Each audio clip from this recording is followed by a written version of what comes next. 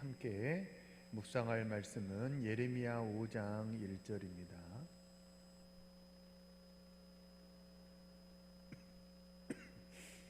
예레미야 5장 1절 한 절 말씀 우리 함께 읽겠습니다.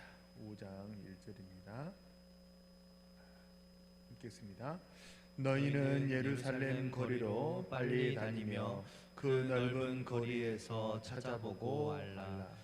너희가 만일 정의를 행하며 진리를 구하는 자를 한 사람이라도 찾으면 내가 이 성읍을 용서하리라. 아멘. 우리 지금 새벽에 예레미야서를 계속 묵상하고 있는데요. 예레미야는 남유다의 선지자입니다. 북쪽 이스라엘은 이미 멸망한 상황이고요. 남쪽 유다의 요시야 왕이 이렇게 종교 개혁을 일으키고 이렇게 나라를 다스릴 때 그때 선지자인데요. 요시야 왕은 이렇게 우리가 많이 들어보셨죠. 어떤 사람인지는 몰라도 종교 개혁 요시야 이렇게 많이 들어보셨을 텐데, 요시야 그러면요 거의 남쪽 유다도 이제 멸망이 코앞에 닥쳐 있는 그런 상황이에요. 시기적으로는. 네, 그때 너희들이 곧 멸망하게 될 것이니까 돌아와라, 하나님께 돌아와라, 이 메시지를 선포했던 사람이 이 예레미야입니다. 돌아오라 라는 말 히브리 말로 슈브예요. 슈브. 이 슈브라는 말이 예레미야 한 권의 책에서만 125번이 사용됐어요. 대단한 숫자 아닙니까? 예레미야가 총 52장이거든요. 52장에서 125번 사용됐으니까 각 장당 2번 반, 2.5번 정도 사용된 그런 횟수죠.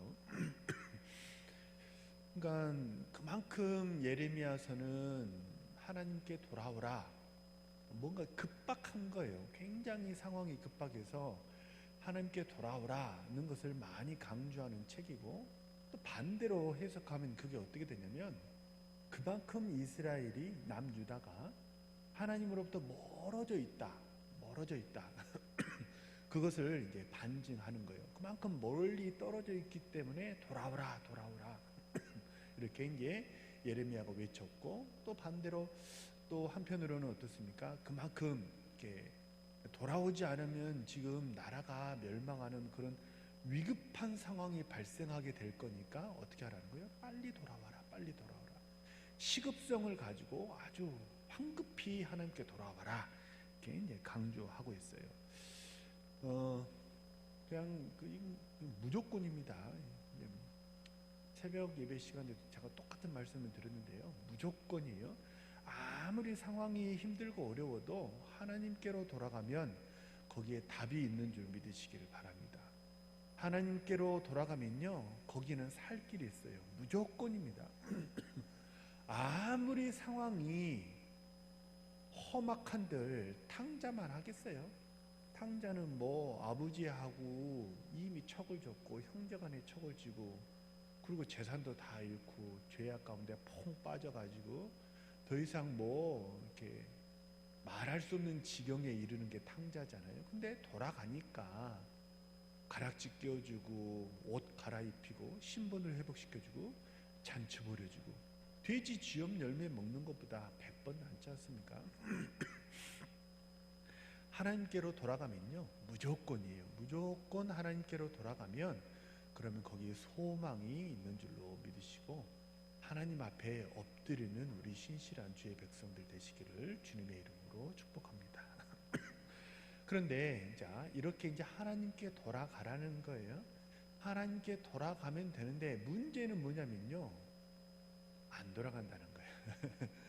이렇게 돌아오라 했을 때 쉽게 돌아가면 예레미야가 152번이나 152번이나 이렇게 돌아오라 이렇게 외쳤겠어요?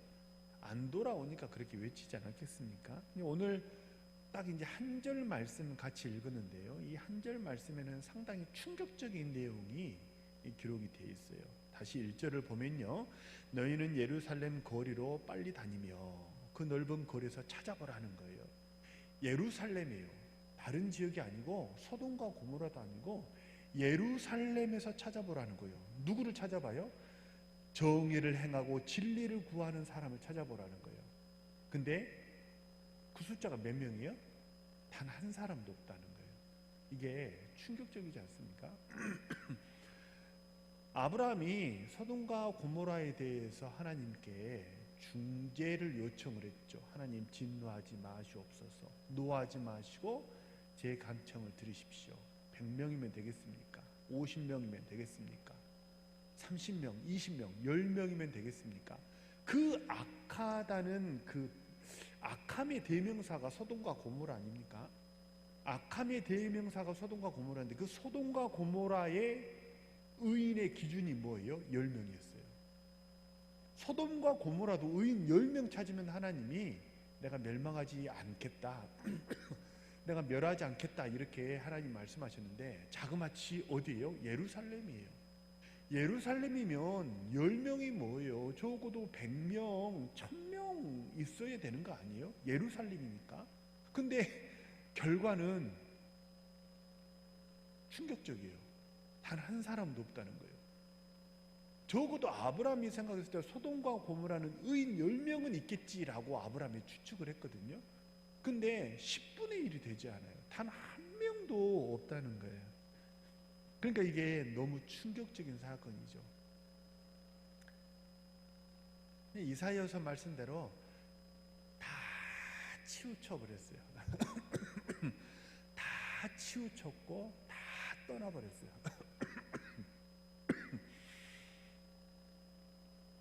한 명도 하나님께 매달리는 사람이 없어요. 그래서 이 예레미야가 그 별명이 눈물의 선지자인데요.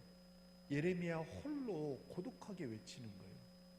당시에 그래도 예루살렘이면 제사장도 있고 선지자도 있고 뭐 그런 하나님의 지도자들이 있지 않겠습니까? 근데 그렇지 않아요. 오늘 같이 읽지는 않았지만 5절에 보면 지도자들에 대해서 말을 해요.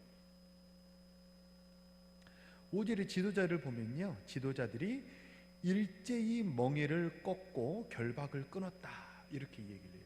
지도자들이 하나님의 멍에, 하나님이 정해주신 그 하나님이 이렇게 정해주신 그 틀거리 있잖아요.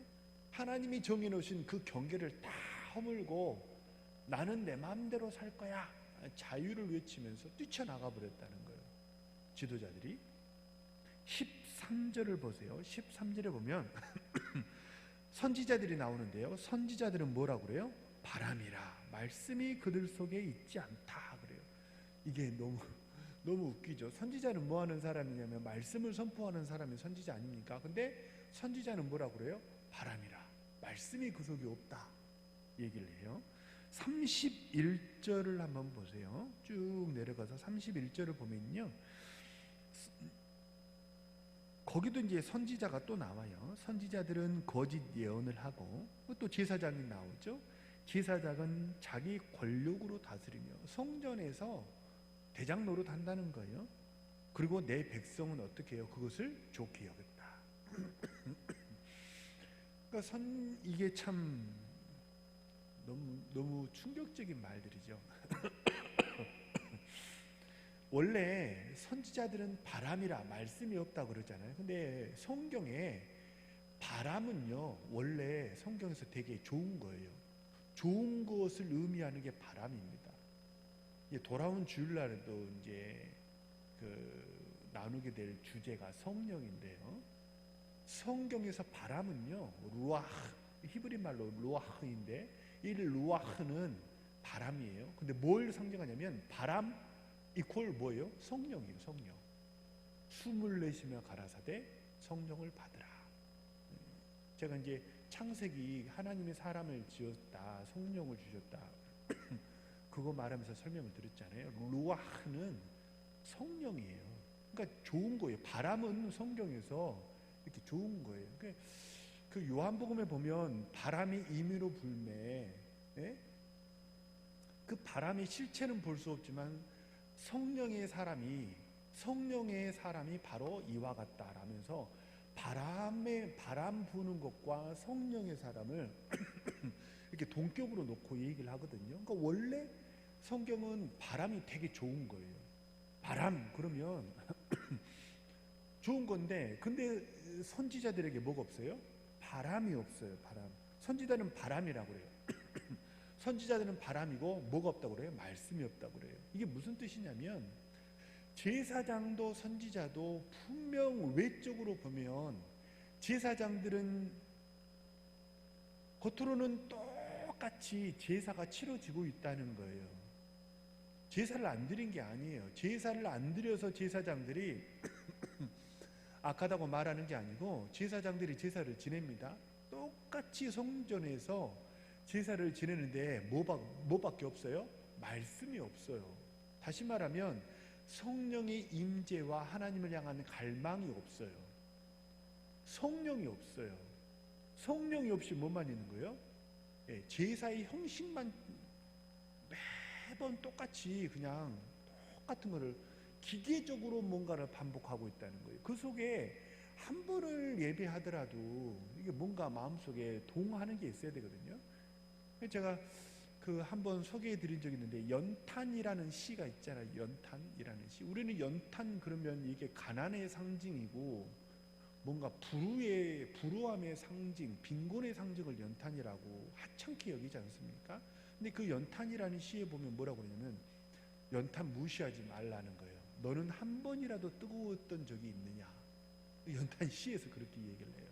한 번이라도 뜨거운 적이 있느냐? 한 번이라도 남을 위해서 너 인생을 불태워 본 적이 있느냐?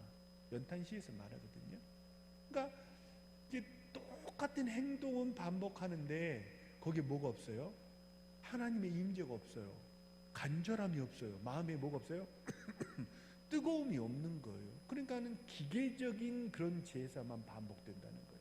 선지자들은 말씀을 선포하고 있습니다. 말씀을 선포하지 않은 게 아니에요. 똑같이 말씀을 선포하는데 그 말씀이 어떤 말씀이에요?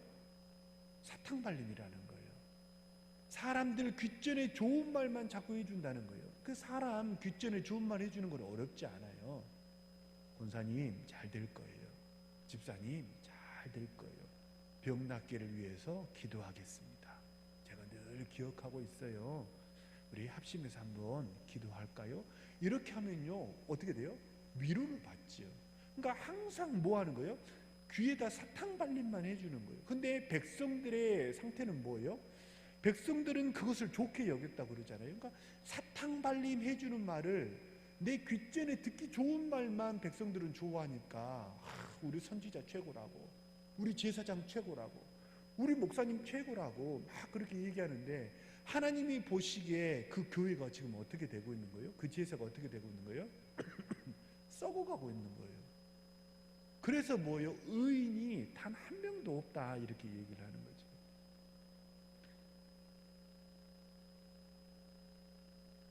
이걸 한마디로 말하면 뭐라고 말할 수 있냐면요, 종교성이라고 말할 수 있어요. 영성이 아니에요. 이게 뭐예요? 종교성이에요. 세상에는, 이제 오늘 설교 제목인데요, 세상에는 크게 두 가지 문제가 있거든요. 하나는 먹고 사는 문제예요. 또 하나는 뭐냐면 죽고 사는 문제입니다. 세상은 크게 뭐 이런저런 문제를 크게 나누면 이렇게 나눌 수 있어요. 먹고 사는 문제와 죽고 사는 문제가 있는데, 종교성은 언제 나타납니까? 먹고 사는 문제에 발목 잡히면 종교성이 나타납니다. 그러면 이 먹고 사는 문제에 누구도, 백성도 제사장도 선지자도 거기에 붙들리면 어떻게 되냐면 이게 종교성이 나타나요. 그런 말 혹시 들어보셨어요? 종교가 타락하면 뭐가 된다고요? 주술이 된다고 하지 않습니까? 종교가 타락하면 주술이 되거든요. 그러니까 사실 사람들에게 기복을 빌어주면서 이렇게 거기서 나오는 복채를 먹고 사는 거예요. 누가? 종교인들이, 선지자와 제사장들이. 종교성은 먹고 사는 문제에 매달릴 때 나타나고요, 반대로 죽고 사는 문제에 딱 붙들리면 뭐가 나타나요? 거기에 영성이 나타나요. 그래서 종교성과 영성은 그런 차이가 있어요. 당시에 예루살렘에 많은 거짓 선지자들이 있었는데요, 단 한 명도 예외가 없이 다 거짓 선지자예요. 근데 이 얘기하면 좀 길어질 것 같은데, 당시 제사장은, 제가 이제 새벽기도 나오시는 분들에게 다 말씀을 드렸는데, 당시 제사장은 원래 계보가 하나밖에 없어요. 아론의 자손 이렇게 하나의 계보밖에 없었는데, 사울이 돕당의 제사장을 죽이면서 거기서 도망친 아비아달 계보의 제사장이 그대로 한 계보가 있고, 사울이 이 돕당의 제사장을 85명을 죽이면서 다 죽인 줄 알고 이 아비아달이 살았는지를 모르고 새로 제사장을 임명해요. 그게 사독이에요. 그래서 사독 반열의 제사장이 한 계보가 있고 아비아달 제사장 계보가 하나 있어요. 근데 이 두 사람이 결국 어떻게 되냐면, 다윗이 죽고 솔로몬이 왕이 될 때 압살롬의 반역에서는 이 사독과 아비아달 두 사람이 다 압살롬 편에 서지 않고 다윗 편에 서거든요. 그래서 제사장직을 유지하는데, 다윗이 죽고 솔로몬이 왕이 될 때 아도니아가 넷째인데 아도니아가 왕이 되겠다고 설레발을 치거든요. 그때 이 아도니아가, 이 아비아달이 아도니아 편에 섭니다. 그래서 제사장직을 박탈당해요. 그리고 어디로 가냐면, 너가 압살롬의 반역 때 우리 아버지 편에 섰기 때문에 내가 너를 죽이지는 않겠다. 솔로몬이 얘기하면서 죽이지는 않되 제사장의 직분은 그대로 유지하되 어디 성전에서 쫓겨나요. 그래서 광야로 쫓겨납니다. 그래서 광야에서 생활하는 제사장 계보가 하나 있고, 사독 계보는 그대로 성전에서 제사장이 되거든요. 근데 이 광야에서 제사장 경건 생활을 하는 사람이 예수님 시대에 누구 생각이 나세요? 세례 요한이에요. 세례 요한. 이 아비아달의 후손이 누구냐면 세례 요한이에요. 그리고 예수님 당시에 에세네파가 이 광야에서 경건주의 운동을 하던 사람이 이 아비아달의 후손이거든요. 근데 이 예레미야는 누구냐면, 베냐민 지파 땅의 아가도시라는 지방에 거주하던 변방에 사는 선지자예요. 다시 말하면 아비아달의 후손이에요. 그리고 사독 반열에서 후손들이 그때 당시에도 다 성전에서 제사를 하고 있었거든요. 다시 말하면 메이저리그, 사람들의 후광을 받고 호화호식하면서 이 성전을 장악하던 사람들은요, 단 한 사람도 제외 없이 깡들이 다 거짓 선지자가 돼버려요. 거짓 제사장이 돼버려요. 반대로 광야에서 한 지구로 밀려나 있던 그 예레미야에게 하나님의 말씀이 임해서 조국을 구원하라, 그들에게 회개의 메시지를 전파하라, 이런 사명을 받게 되거든요. 그래서 제가 새벽 시간에는 내가 메이저 리그에 있냐 마이너 리그에 있냐 그게 중요한 게 아니다, 내가 언약에 있느냐 언약을 벗어나느냐 그게 중요하다, 그 말씀을 나눴거든요. 그러니까 이 당시에 이 사독의 후손들은요 전부 다 거짓 선지자예요. 뭘 바라는 거예요? 다 돈 바라고 호화호식하고 그거 바라면서 성전에서 백성들이 듣기 좋은 말 하면서 복제받고 그냥 넓적다리 받아먹고 그렇게 살아가는 완벽하게 타락한 시대가 되어버렸다는 거예요. 왜요? 먹고 사는 문제에 발목이 잡혔기 때문에 그래요. 그래서 먹고 사는 문제에 발목 잡혔을 때 거기서 어떻게 하라는 거예요? 성경은 도망치라 얘기합니다. 6장 1절, 혹시 성경 있으시면 6장 1절 한번 보세요. 6장 1절에 보면요, 베냐민 자손들아 예루살렘 가운데로부터 피난하라 이렇게 말해요. 피난하라. 예루살렘에서 뭐 하라는 거예요? 도망치라는 거예요. 도망치라. 다시 말하면 뭐 하라는 거예요? 먹고 사는 문제에 매달리지 말고 거기서 도망치라는 거예요. 먹고 사는 문제에 매달리면요 그럼 다 잃는 거예요. 사실은 종교성에 매달리게 되잖아요. 정말 그 중심, 뜨거움, 하나님을 향한 그 연탄의 뜨거움 그 뜨거움이 없으면 어떻게 됩니까? 그러면요 무너지게 되는 거예요. 그래서 마태복음 6장 31절 산상수훈에 보면 뭐라고 그러냐면요, 그러므로 염려하며 이르기를 무엇을 먹을까 무엇을 마실까 무엇을 입을까 하지 말라. 이는 다 이방인들이 구하는 것이라. 성경이 말하죠. 무엇을 먹을까 무엇을 마실까 무엇을 입을까, 이게 뭐예요? 먹고 사는 문제예요. 이게 누가 구하는 거라고요? 지옥에 떨어질 이방 백성들이 구하는 거라는 거예요. 이게 하나님의 백성들의 문제가 아니라는 거예요. 그래서 사실 우리가 이 먹고 사는 문제가 사실 시급하긴 합니다. 발등에 떨어진 불처럼 느껴지잖아요. 근데 그 먹고 사는 문제를 해결하기는 해야 되지만 그렇다고 거기에 발목이 잡히면 절대로 안 돼요. 예를 들어 한번 질문해 볼게요. 한번 생각해 보세요. 노후 준비 그러면 제일 먼저 뭐가 생각이 나세요? 자, 연로하신 분들이 많이 계시니까 노후 준비, 나 노후 준비를 해야지. 그럼 뭐가 제일 먼저 생각이 나세요? 연금 아닙니까? 노후 준비, 집, 연금, 보험, 여가, 어떻게 이런 거 할까? 이게 사실은 노후 준비와 관련돼서 검색되는 연관 검색의 핵심 단어들 아닙니까? 근데 봐보세요. 연금, 보험, 집, 여가, 이게 다 뭐예요? 먹고 사는 문제예요. 그러니까 우리들이 그만큼 뭐에 매달려 있냐면 먹고 사는 문제에 매달려서 살아가고 있다는 거죠. 근데 반대로 한번 생각해 보세요. 이런 생각 한번 해보셨습니까? 내가 조금 더 나이 들어서 힘이 떨어지면 그때는 어떻게 내가 하나님을 섬기지? 지금처럼 내가 몸으로 하나님을 섬길 수 있는 그런 뭐 일을 할 수 있는 나이가 아니에요. 더 이상 힘이 없어.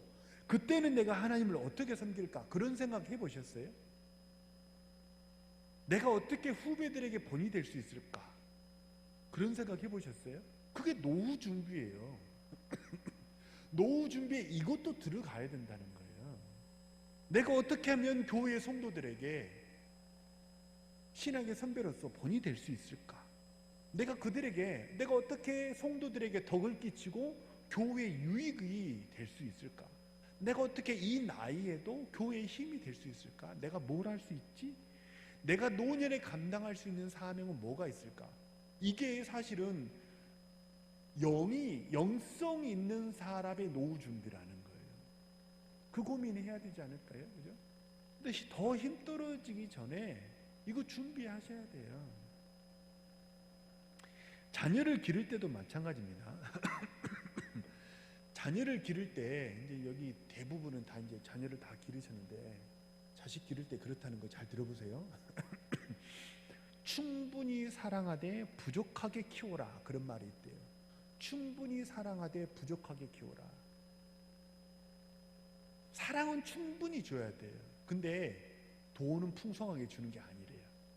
그게 자식 바르게 키우는 길이래요. 근데 충분히 사랑하지 못할 때 나타나는 양태가 뭔지 아세요? 충분히 사랑을 주지 못하니까 돈으로 해결한다는 거예요. 예를 들면 청소년기에 있는 자녀들의 고민, 그들과 그 고민을 나눌 수가 없어요. 왜냐하면 초등학교 5학년 때부터 이제 사춘기가 오거든요. 근데 초등학교 1, 2, 3, 4학년 때 충분히 라포 형성이 안 돼 있어요. 신뢰가, 부모와 자식 사이에 뭔가가 사랑과 대화가 오고 갈 수 있는 그 신뢰의 파이프라인이 있거든요. 이 파이프가 딱 이렇게 박혀 있어야 돼요. 그래야 이제 그 신뢰의 파이프가 있어야 거기에 뭐든지 이렇게 태워서 보낼 수 있거든요. 저는 이게 굉장히 중요하다고 생각을 해요. 저는 그래서 제가 만나는 제자들에게, 이제 결혼한 제자들이죠. 다 이제 오랜만에 저를 찾아와서 얘기하면 그 녀석들이 다 청년 때 제가 가르쳤던 제자들이니까 지금 다 자녀들이 초딩이거든요. 그 아이 나이 때 있는 그 제자들에게 꼭 저는 얘기합니다. 절대 영어, 수학, 국어 먼저 말하지 말아요. 컨텐츠를 먼저 넣지 말라는 거예요. 뭘 먼저 해야 돼요? 신뢰의 파이프라인을 먼저 가설하는, 시설 인프라가 있어야 돼요. 도시가 발달하려면 인프라가 있어야 되거든요. 오늘 아침 제가 이제 들었던 경제 뉴스인데 중국이 저렇게 미국하고 싸우면서 대안으로 떠오르는 게 인도래요. 근데 인도의 반도체 회사가, 미국의 회사들이 시설 투자를 하려고 결정했다가 철회했다는 뉴스가 오늘 아침 나왔어요. 이유가 뭔지 아세요? 인도는 전기가 없어요. 전기가 끊어지는 게 다반사래요. 반도체를 만들려면 전기가 절대 끊어지면 안 돼요. 전기가 한번 정전이 되면 그때 생산 라인에 있던 반도체는 다 갖다 버려야 되는 거예요. 손해가 어마어마한 거죠. 또 반도체를 하려면 물이 깨끗해야 된대요. 근데 인도는 겐지스강을 성지로 여기기 때문에 거기서 목욕을 하잖아요. 그러니까 물이 깨끗하지 않대요. 도로가 없대요. 그러니까 전기가 없고 도로가 없고 이런 인프라예요, 인프라. 그러니까 뭐가 들어갈 수 없어요? 회사가, 외국 자본이 들어갈 수가 없다는 거예요. 그래서 인도 시장이 매력적이긴 한데 인프라가 없어가지고 들어갈 수가 없다는 거예요. 근데 그러면 왜 인도는 그 도시 인프라를 구축하지 않느냐? 인도는 아주 독특한 구조인데 중앙 정부가 힘이 약하대요. 지방 정부가 실권이 훨씬 세대요. 그래서 중앙 정부가 도로를 만들려고 해도 지방 정부가 거절하면 할 수가 없대요. 그런 구조래요, 정치적으로. 그러니까 자식을 키울 때도, 그러니까 제가 주일날에 우리 혹시 이제 주제별로 주일날 들었던 설교를 한번 리뷰를 한번 해보세요. 몇 주째 주일날 오전이고 오후고 지금 몇 주째 강조하고 있는 이야기가 뭐예요? 관계예요, 관계. 관계 이야기예요. 신앙은 관계. 이번 주도 관계예요. 성령이 뭔지 아세요? 성령은 신비한 역사가 아니에요. 관계예요, 관계. 그 설명을 이번 주 드릴 거거든요. 파이프라인이, 신뢰의 파이프라인이 있어야 돼요. 성도와 목회자와 신뢰의 파이프라인이 있어야 되고, 성도들 상호 간에 신뢰의 파이프라인, 부모와 자식 간의 신뢰의 파이프라인이 있어야 돼요. 그 신뢰가 있어야, 그래야 사춘기에 상담을 해줄 수 있을 거 아니에요. 고민을 들어줄 거 아니에요. 근데 그 신뢰가 없어요. 1, 2, 3, 4학년 때 그걸 해놓지 않은 거예요. 그러니까 청소년 애들이 문 꽝 닫고 들어가면 어떻게 해볼 도로, 발만 동동 구르고 있는 거죠. 간섭하지 마, 나 나갔다 올게. 그리고 친구 따라 강남 가버리는 거예요. 어린 자녀들에게 충분히 사랑하지 못하면 부모가 뭘 줘요? 로봇 장난감을 줘요. 왜요? 충분히 사랑하지 못하니까. 뭘로 대신해? 사랑을 장난감으로 대신하는 거예요. 그것으로 위로를 해주는 거죠. 레고가 아니에요. 변신 로봇 장난감이 아니고 뭐가 있어야 돼요? 변신 로봇 장난감을 만약 아빠가 사준다면 어떻게 해야 돼요? 그 변신 로봇 장난감을 가지고 같이 놀아야 돼요. 아이하고. 그 같이 놀면서 거기서 뭐가 생기는 거예요? 신뢰의 파이프라인이 생기는 거예요. 근데 이거 던져주고 너 알아서 놀아라. 아빠 힘드니까 아빠 건들지 마. 그러니까 뭐가? 신뢰가 없는 거예요. 그래서 자녀는요, 충분히 사랑하고 부족하게 키워야 돼요. 근데 충분히 사랑하지 못할 때 돈으로 그 사랑을 대신하려는 그런 시대가 우리 시대라는 거예요. 돈으로 자식의 사랑을 대신하니까 아빠의 존재가 없어요. 엄마의 존재가 없어요. 그러니까 뭐밖에 없어요? 친구밖에 없어요. 신뢰가 형성되지 않으면요, 나중에 사춘기 오고 그럼 발등 찍어요. 제가 그런 게 좀 관심이 있어가지고 사춘기 청소년들이 있는 5학년부터 중2까지 전에 있던 교회는 숫자가 많으니까, 교회가 1000명이 넘으니까 상당히 아이들이 많으니까 이렇게 쭉 물어봤어요. 사춘기에 있는 부모들에게. 근데 사춘기를 심하게 알았던 아이와 사춘기가 쑥 지나갔던 아이의 차이를 제가 보니까 부모와의 관계가 좋은 아이는 쑥 지나가더라고요, 사춘기가. 그러니까 부모와의 관계는 어떻게 좋았냐 물어보니까 아이들이 밖에서 놀게 하지 않았대요. 친구들하고 놀러 밖에 나가게 하지 않고 친구를 데려오라고 그랬대요. 친구를 데려와서 엄마가 떡볶이 해주고 아빠가 같이 놀아주고 이런 관계가 형성되어 있으니까 아이가 사춘기가 쑥 그냥 지나간대요. 자녀 이야기를 좀 한참 했는데 정리하면요, 먹고 사는 문제에 매달리잖아요. 그러면 발등 찍어요.